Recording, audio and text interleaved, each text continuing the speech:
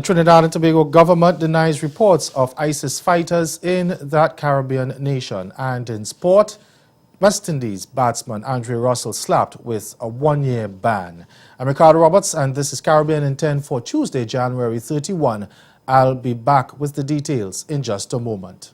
Ciao, Bella! Grab your girlfriends because we're all heading to the Concord Experience for the Girlfriends Expo and Arts Festival to experience La Dolce Vita. Yes, the sweet life. It's wine, cheese, pasta, pizza, plus the flavor and culture of Italy, while exploring the many deals from our exciting exhibitors. Saturday, February 4th and Sunday, February 5th, check out the all-new Arts Village, specialty events, seminars, the charity brunch, and the Vagina Monologues. We can't forget the fashion shows, live music, and more on the Neutrogena main stage. Get your early bird tickets now for only $20 from all TicketPal and Italia Coffee locations, or enjoy the all-inclusive VIP foodie experience for only $75. Art parties, rejuvenation, shopping, paparazzi, and good friends. It's Girlfriends Expo and Arts Festival, La Dolce Vita. Thanks to IGM, Purity Bakeries, Y103.3 FM, NCF, and Trident 10 TV.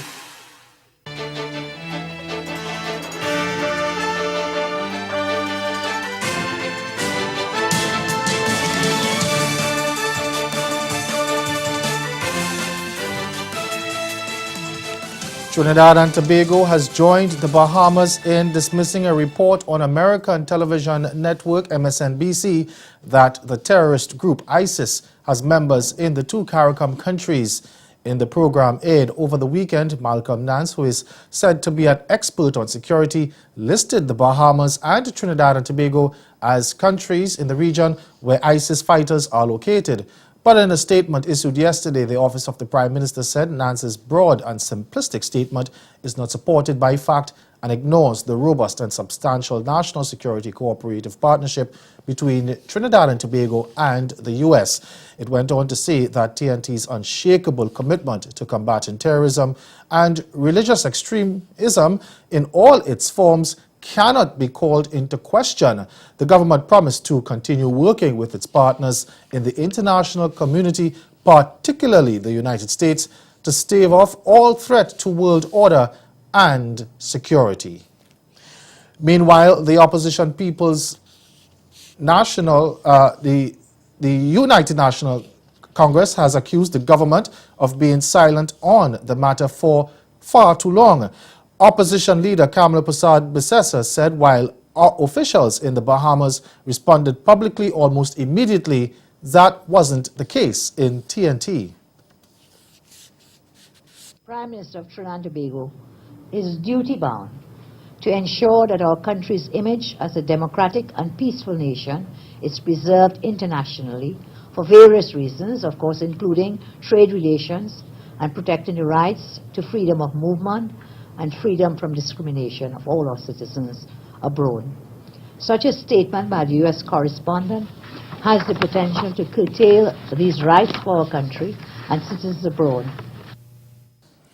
St. Lucia's Prime Minister Alan Chastney says the U.S. has forced the island to accept nationals deported from that North American country.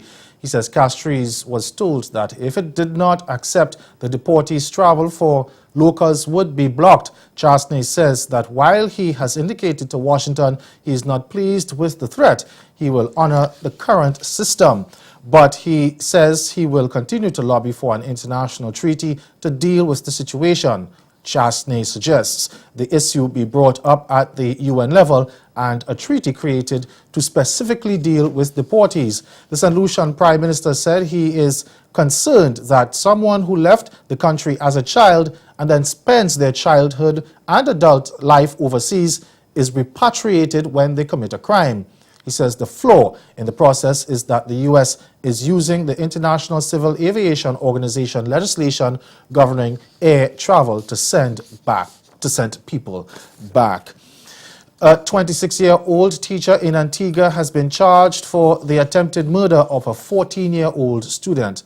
Vendis Charles, appeared in court yesterday and was released on $10,000 EC bail.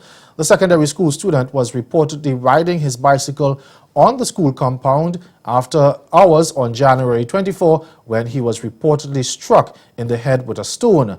He was admitted to the intensive care unit at Mount St. John's Medical Center but was discharged last Saturday. The Antigua and Barbuda Union of Teachers has called on police to review the charge of attempted murder. It said while Charles's action was irresponsible, it did not believe there was any malice in the teacher's action that would support the conclusion that there was intent to murder the student. Stay with us. Your Midday Sport is next.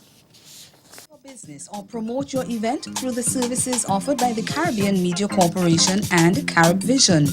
Our distribution provides a platform on cable, terrestrial television, and websites. We cover carnivals and events from across the region.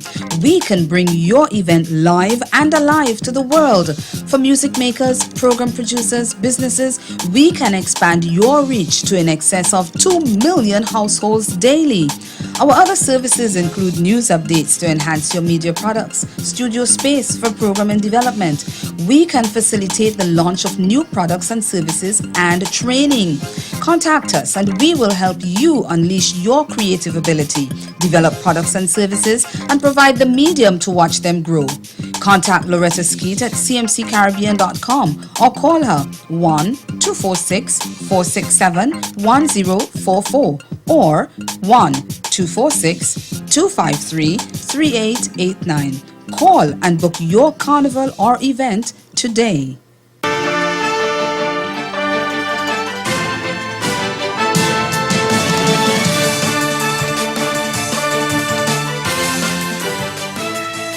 Welcome back. We begin our sportscast with news that West Indies batsman Andre Russell has been slapped with a 12-month ban by the Independent Anti-Doping Disciplinary Panel. The decision was handed down yesterday in Jamaica. Last year, the much sought-after T20 specialist failed to make himself available for 3 tests, and under World Anti-Doping Agency rules, officials say this constitutes a positive finding. The ban on the Jamaican is expected to end on January 30, 2018. And of course, we will have more details on this latest development in our main newscast at 6:30. Still in cricket now, Jamaica Scorpions suffered their second loss in 3 outings after Barbados Pride snatched a dramatic 1-wicket win in a compelling low-scoring contest under lights at the Kensington Oval yesterday. The erratic Scorpions could only muster a disappointed 190 all out after they opted to bat first. Pride then scraped home with 2 overs left to notch their 3rd straight win and continue on top of Group B. The visitors appeared favourites to grab the points when they reduced Pride to 143-48 in their 38th over with the all-leading batsmen already removed. But the tail wagged with man of the match Kemar Roach striking a gutsy 23 of 31 balls in an invaluable 42-run with 9 wickets partnership with Ashley Nurse, who was unbeaten on 21. Together they took Pride to the brink of victory, but with 6 runs required, Roach was held at gully by Damian Jacobs of off-spinner John Campbell to set up a nerve-wracking end. Suleiman Ben, who finished unbeaten on 2, joined Nurse, and together they calmly levelled the scores before the West Indies left-arm spinner pushed speedster Renard Leverage down the ground for the winning runs of the last ball of the 48th over. And that's Caribbean in 10. Join us again at 6:30 for Caribbean Newsline. Good afternoon.